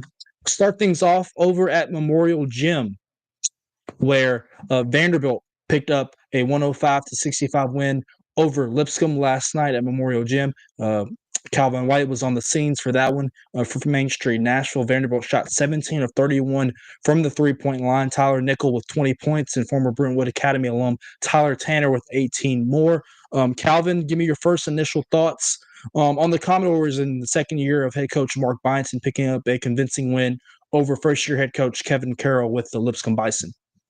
Yeah, Vandy is a lot bigger than last year. So just positionally, size-wise, they started three guys that were bigger than 6'7", and Mark Byington talked about it after the game. He wanted to, get some different lineup combinations in there and play some guys at different positions to kind of work some kinks out. And they were obviously a lot bigger than Lipscomb, but the size roster that Mark Byington has is one that you need to compete in the SEC, day in and day out once you get to that part of the season. And they've got a lot more shooting than last year. I think 6 or 7 guys made a three last night. Tyler Nickel, I think he made 4 or 5. And they just had a bunch of guys out there at the same time at different points in the game that were all, 6'7" or bigger. Devin McLaughlin had a really good game on the glass. Mark Byington said he's going to make Devin McLaughlin teach rebounding at the next practice. But, through one game, Vanderbilt, it looks like they could be a problem. Yeah, absolutely. And kind of Mark Byington has mentioned it, playing positionless basketball. I believe in introduction, they all list them as guards or point guards. So he wants to play positionless basketball, move the pace, but something is size is something that hurt them at points last year, hurt them last year in the NCAA tournament against St. Mary's in the second half, just not being able to have that ability to rebound. And you need that, as you mentioned, playing in the SEC. So that'll be something to watch moving forward. Staying in the state of Tennessee and in the SEC on the men's side, Tennessee picked up a 76-61 win over Mercer last night to open their season. Nate Aminette had 18 points and 9 boards. JP Estrella with 12 points and 5 rebounds. Tennessee gets off to a good start. Calvin 1-0 under Coach Barnes. They've had some roster turnover from the last couple of years, so they got some really good players though. Nate Aminette is a projected lottery pick, so they have some talent as well. Yeah, Rick Barnes has had, one of the, I'd say 10 or 15, at least top 15 teams in the country over the last couple of years. Obviously Rick Barnes is on the tail end of his coaching career, but he continues to reload the roster year in and year out. And, if they don't run into Houston last year in the Elite Eight, if Tennessee sees just about anybody except Houston, they're probably in the Final Four for the first time in program history, but ran into the team that ended up falling in the national championship game. But I think everybody expects for Rick Barnes and the Vols to be at the top of the SEC again this year and continue to contend for that first Final Four. Yeah, absolutely. We mentioned in the rundown as we went through some scores in today's schedule. Last night there was an upset on Monday Night Football in the National Football League. It was the Arizona Cardinals going down to Jerry's World to face the Dallas Cowboys, and it was the Cardinals led by backup quarterback Jacoby Brissett picking up a 27-17 win over Dak Prescott and the boys. Brissett had 261 yards passing and 3 total touchdowns. He had 2 throws. Two TD throws and 1 rushing touchdown on a quarterback sneak. Marvin Harrison Jr. had a really good night for Coach Gannon and Arizona. He had tied his career high in receptions at halftime. He had one of the touchdown receptions in the first half coming from Brissett on the slant. Dak Prescott and the Cowboys, compared to their usual offensive output, once again, they were one of the highest scoring offenses in the league going into last night, held to just 17 points. Dak only had 250 yards passing, threw 1 touchdown and 1 interception. They didn't score that touchdown until the fourth quarter. Calvin, I don't know if you watched any of the Monday Night Football game last night. I had vested interest. My fantasy opponent had Dak Prescott at his quarterback. So I was monitoring that. But your thoughts as Arizona, who had lost some tough games of late, 1-score loss to the Titans, 1-score loss to the Seahawks, 1-score loss to the Packers over the last month. They finally get a win with their quarterback Kyler Murray sidelined for the 3rd straight game. Yeah, I didn't get to watch any of this one, but Jacoby Brissett, it feels like no matter what team he plays for, he's always been a really good backup. He was a good backup for the Colts for a couple of years before he was kind of thrown into a starting spot at certain points. And got a win over the Cowboys this past week. The Cowboys, their second lowest offensive output of the year. 17 points isn't going to get it done against many teams in the NFL. But the Cardinals, went out there and put 27 on a bad Cowboys defense that we talked about earlier and picked up their 3rd win of the season. Yeah, he's definitely a capable backup in Indianapolis. Also, his time up in Foxborough with the Patriots, and he played so well last night. The head coach Jonathan Gannon had to say publicly that he's still the backup quarterback. People were asking him, with the way he's played over the last couple of games, when Kyler Murray returns, are you going to continue with Kyler Murray as a starter? That is indeed the case. But Jacoby Brissett, one of those, it's crazy how much money you can make in the National Football League just being a capable backup quarterback, because it's such a need, a position that dictates wins and losses. To have somebody who's capable to run multiple systems back there holding the clipboard is definitely important. We mentioned when we talked to Donnell Suggs of the Atlanta Voice in the first hour. Once again, MLB free agency starts on Thursday, and the World Series ended on Saturday with the Los Angeles Dodgers repeating to claim back-to-back World Series championships in 7 games over the Toronto Blue Jays. Over the last couple of days, though, it has been that time of the year, and free agency rather, where opt-outs and opt-ins are occurring, and several players of high-profile names have opted out of their contracts. We mentioned Ha-Seong Kim, the former Braves shortstop, who they took on late in the season, declined his $16 million player option to pursue free agency with his agent, Scott Boras. Some other names and players across the league that have opted out of their either mutual or player options. Those include Red Sox third baseman Alex Bregman, New York Yankees outfielder and first baseman Cody Bellinger, New York Mets closer Edwin Diaz are among players that have decided to opt out of their contracts and become free agents for the upcoming period. Bregman elected to forgo the final 2 seasons of his 3-year, $120 million deal with the Red Sox. He is 31 years old, hit .299 with 11 home runs and 35 RBIs last year before hurting his quad. He finished the season batting .273 with 18 homers and 62 runs batted in. Bellinger declined his $25 million option with the Yankees after hitting .302 with 18 home runs at Yankee Stadium, but he ran away from the Bronx, hitting .241 with 11 home runs. Diaz turned down the 2-year, $37 million option on his deal after recording 28 saves and having a 1.63 ERA, 1.68 ERA and 98 strikeouts over the year. Padres closer Robert Suarez, who led the National League in saves, also declined his 2-year, $16 million option. He'll join teammate Michael King in free agency as well, who had a 5-3 record last year with 3.44 ERA and 15 starts. Missed a lot of time due to right shoulder inflammation. Shota Imanaga also became a free agent this afternoon, not being able to come to terms with the Chicago Cubs. So a lot of names getting added to the free agency market. Calvin, among those on the list, Kyle Schwarber is going to be a free agent. Kyle Tucker of the Cubs, former Astro, is going to be a free agent. So there's going to be a lot of names out there. Josh Naylor as well from Seattle. So a lot of names to be signed this offseason. Yeah, I think Shota Imanaga is going to be a hot commodity for anybody that can get their hands on him. Alex Bregman's obviously still a very good player. Edwin Diaz, when he's healthy, is still one of the better relievers in baseball. I'm not sure how much Cody Bellinger has left in the tank at this point, but, like you mentioned, he was still a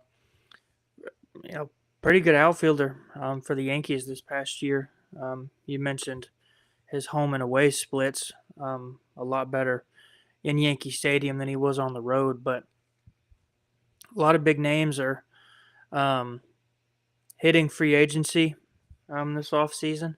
Hopefully the Braves can come away with a piece or two, and it's always fun to watch where big name players land after we watch them in one spot for so long. Absolutely. Other news and notes across the world of sports. If you're a college football fan and you have vested interest, including me, obviously, as the resident Notre Dame fan of the show, then tonight is for you. Also, if you're an MTSU fan, your AD, Chris Massaro, is a part of the College Football Rankings Committee. Initial rankings for the College Football Playoff will come out tonight. ESPN. Earlier today, the college playoff schedule was also revealed publicly. Looking at the loads on my respective X account, the first round of the college football playoff will be once again at college views. The first game will be on Friday, December 19th at 8 p.m. Eastern time on either ABC or ESPN. That will be the lone standalone game for that night. Last year, it was between Indiana and Notre Dame at Notre Dame Stadium in South Bend, and what was a great atmosphere. I think a lot of people would sign up for that matchup as well, considering how good those two teams have played this season. And you have 3 games in that first round on September 20th. The first game will be at noon Eastern time, once again on the ESPN family of networks. Then at 3:30 Eastern, either on True TV or TNT, will be the second game, and then the nightcap will be on TNT or True TV as well at 7:30 Eastern time. The quarterfinals, the one standalone game will be on Wednesday, December 31st. That will be the Goodyear Cotton Bowl down at Jerry's World in Texas. That is going to be on 7:30 Eastern time on ESPN. Then New Year's Day on the ESPN family of networks, it is the Capital One Orange Bowl at 12 noon Eastern on ESPN. It is the Rose Bowl at 4 p.m. Eastern on ESPN, and it's the All-State Sugar Bowl down in New Orleans at 8 p.m. Eastern time on ESPN. The semifinals are going to be out in Phoenix, Arizona, the Fiesta Bowl at 7:30 Eastern time on January 8th, and on Friday, January 9th, down in Atlanta at the Dome, it's 7:30 Eastern time, the Chick-fil-A Peach Bowl, and then the national championship will be in Miami Gardens on Monday, January 19th at 7:30 Eastern time at on ESPN. Calvin, initial rankings coming out once again this year. No 4 teams automatically in the top 4 spots that are conference champions. It is going to be the 4 highest ranked teams getting the first 4 byes to start the playoff. Remember as well, as part of the group of, or I guess the 12-team format, the one group of 5 champion will be included in this as well. So give me your thoughts. I think we can say at least the 4 teams right now, at least in my book, Ohio State, Indiana, Texas A&M, and probably Alabama will be your 4 getting byes. Give me your thoughts as well. Yeah, I I liked the playoff expanding. I felt like 4 was too little, but at the same time, I also feel like 12 is too much. Like, I feel like the upper tier of college football is so much better than the middle and the bottom tier that we're just gonna get, blowouts in the first 1 or 2 rounds like we saw a couple times last year. But right now, I think it's Ohio State and the field. I think Ohio State's going to be your number 1 seed, and we're not going to get a potential. We're not going to get Ohio State, Indiana in the regular season. They don't play each other, but You could get them in the Big Ten championship game. yeah. But I do feel like if that ends up happening, that would be a really good test for where Indiana's actually at right now in terms of competing with other national championship contenders. Obviously, Indiana's beaten up on the rest of the Big Ten this year, but outside of the top of the Big Ten, the rest of that conference isn't really great. But I think Ohio State will be your number 1 seed, and I think Ohio State repeats as the national champion.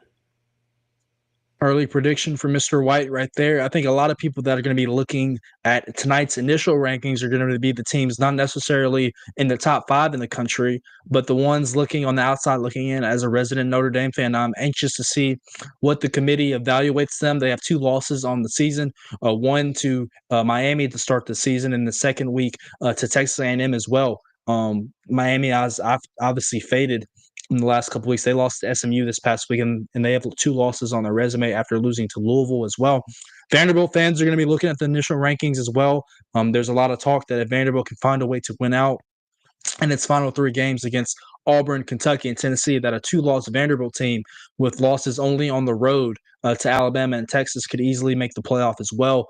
So there's going to be a lot of parity and a lot of changing over the next several weeks in college football. But tonight, the initial rankings will get debuted, and they will continue to be released every Tuesday until that Sunday after conference championship weekend. That is when we will get the final 12 teams and get the bracket for the second annual 12-team college football playoff. Once again, last year it came down to Notre Dame and Ohio State playing in the national championship down in the A at the Benz, with Ohio State winning the national championship. Coming up here on Main Street Sports today, as we are getting ready to dip into our final segment of the show, it is Top 5 Tuesday. Calvin and I will break down the top 5 TSSAA football matchups from this upcoming weekend that we're excited about. They're going to be across the mid-state when it comes to the playoffs. So we will dive into some high school football matchups next here on Main Street Sports today. Final segment coming up. Stick with us.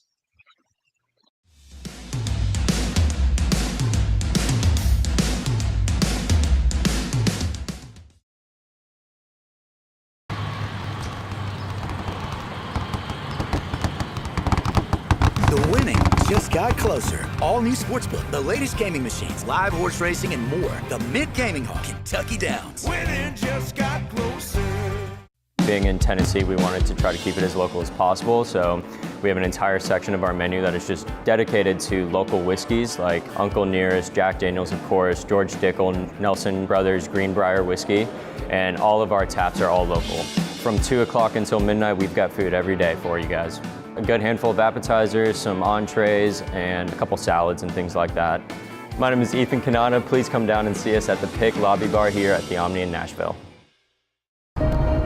There's a line that links us all. Most of the time, we don't even think about it, but it's everywhere. Illuminating our neighborhoods, empowering our businesses, and helping us to recharge. Whether it comes from our grids, the sun, or a kind heart, we believe in the power of good energy. And as your family and region continue to grow, you can trust that we'll always be there for you. Middle Tennessee Electric, bringing good energy.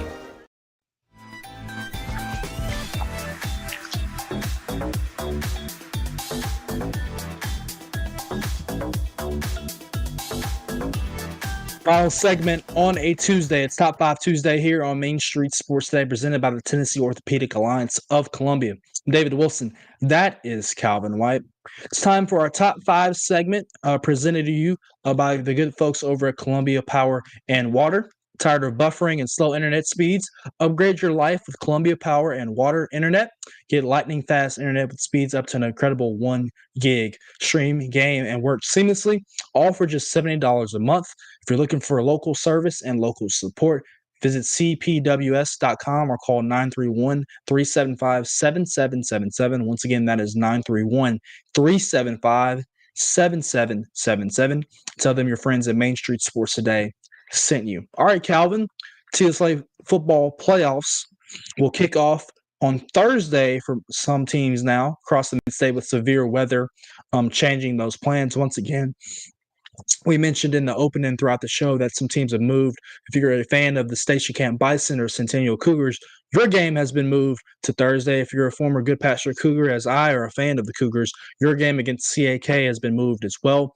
Portland and Nolensville has also been moved to Thursday. BGA and Notre Dame has been moved to Thursday. Ravenwood and Cane Ridge also moved from Friday to Thursday. And I'm sure some more of those games across the state and the mid-state overall are going to get moved as well. Some severe weather has been threatened and projected to come through on Friday. But nonetheless, Calvin, it's Top 5 Tuesday, and we're going to discuss the top 5 opening round matchups across the TSSAA playoffs. And so you are the resident Tuesday guest and host of the show, so I'll allow you to go first. Yeah, and I'll just throw it in there before I get started. I got a text a couple minutes ago during our show. White House Heritage and Sycamore has also been moved to Thursday. So if you're a fan of either of those teams, that game has been moved to Thursday at White House Heritage. But I kind of kept my list, somewhat relative to my coverage area, just because those are the storylines I'm most familiar with. So my first pick, I'm going to go with East Robertson versus Decatur County Riverside. On paper, it's not a very good matchup, but Riverside is the team that beat East Robertson just by 7 points or 6 points 2 years ago in the Class 2A state championship game. East Robertson's, those players that they had from 2 years ago are back and they're seniors now. Kason Young is probably going to, by the time December's over, probably going to have back-to-back Mr. Football finalist attached to his resume if he does not at least win it this year. Obviously, Zach Groves, Tennessee commit, Cade Brooks, 1,000-yard receiver for the Indians. I'll have my eye on that game this Friday. Yeah, absolutely. And I kind of did like you. I did some regional or I guess local matchups for my coverage area in particular. I also dabbled across the mid-state as well. I have one from your area that I hope you did not grab from me yet for a storyline. But for me, the number one game that I'm looking forward to be the game I'll be covering on Friday or Thursday night. It's the Friday Night Rivals My TV 30 game of the week, so it has to be number one, right? It's Lebanon, who is 8-2 on their season. They are hosting Riverdale, who is 7-3. They're coming off a loss to Oakland in the Battle of Murfreesboro this past week. Really good matchup between two really good football teams, and that's the unfortunate, I guess, layout of the regions here in Class 6A. One of these two really good football teams is going to see their season end in the first round. Riverdale has lost twice to Lebanon in the playoffs rather in years past. Lebanon 2-0 against Riverdale. They will look to make it 3-0 on Friday night this week. Once again, you can find that one on My TV 30. Lebanon coming off a loss to Cookeville. I know they got a bitter taste in their mouth, and they'll look to rebound against the visiting Warriors. So number one for me, Riverdale, who is once again 7-3, taking on 8-2 Lebanon in Wilson County on Friday night. Should be a good one. Yeah, and they're in one of those situations where, you can have a really good season, then you've got to go play one of the 10, 15 best teams in the state out of Murfreesboro. That region's got Oakland, Riverdale, Blackman, all those teams in it. Yeah. But my number 2 pick, I'm going to go with Springfield and Creekwood. Springfield kind of went into the playoffs last year under the radar a little bit, finished the regular season 5-5. But they beat two teams in the playoffs that they lost to in the regular season on their way to a Class 5A semifinal appearance, now playing down in 4A. And Creekwood has had games this year where they've kind of hung with some really good teams they've played. If Springfield can come out and put Creekwood away early, they will kind of, I already think they will, but that Springfield will kind of solidify in my mind that they can make another deep playoff run. Going to pick up the pace a little bit here as we're closing out the show with 4 minutes left. For me, number 2, I'm going to dip away from my coverage area. I'm going to go to Blaine Keller's coverage area. We mentioned this game has been moved from Friday to Thursday. I'm looking at Station Camp and Centennial. Once again, not the sexiest records. Station Camp is 5-5. Centennial is 4-5. But if you're looking for points and teams that can throw up some points in the hurry, then this one will be the track meet for you. Colton Overbay for Station Camp is their set several season records this year for the Bison. Their left-handed quarterback, really impressed with what he did, particularly against Lebanon earlier this season. So for me, number 2, once again, if you're looking for a high-profile matchup with some offense, Station Camp and Centennial will be the one for you. Malachi Steele, as well as Page, quarterback, transferring over from Centennial from past year. That's going to be a really good matchup in Class 5A. I'm also going to dip into Blaine's coverage area. I'm going to go with Nolensville and Portland. Before the year, people kind of talked about Portland as one of the better rosters in Sumner County. They had a really good start to the year, took their lumps throughout the year to finish 6-4. Portland hasn't won a playoff game since 2022. They're going to play, a pretty good Nolensville team. And I think if they can get past Nolensville, I think Portland's got a shot to win a game or two in the playoffs. This one's going to be short and sweet for me. In Division II AAA, I think anytime CPA and Lipscomb Academy can get together, it's going to make for a good action. So both of the teams have really struggled this year. CPA is 2-8, Lipscomb is 3-7, but gets the right to host. That'll be a good game and one to keep an eye on. So that is number 3 for me. Calvin, really quickly, we got about 2 minutes left, so hit me with your last 2. I'm going to go with Clarksville and Independence. If Clarksville wins, it'll be the first time a Clarksville area team has won a playoff game since 2022. Clarksville had to finish in the top of that region to avoid playing Brentwood or Ravenwood in the first round. So that'll be a game to keep an eye on for me. And for my number 5, I'm going to go with Kirkwood and Brighton out of Memphis. Kirkwood, in its 30 years of program, has improved every single year. They finished this year 8-2. Brighton, I think, comes in at 3-7. Unlike last year where Kirkwood was playing the 6A Memphis region, take a dip down to 5A. Kirkwood's got a good shot to win their first playoff game in program history. You left some meat on the bone for me. I appreciate you. I'm going to dip into your coverage area. Number 4 for me.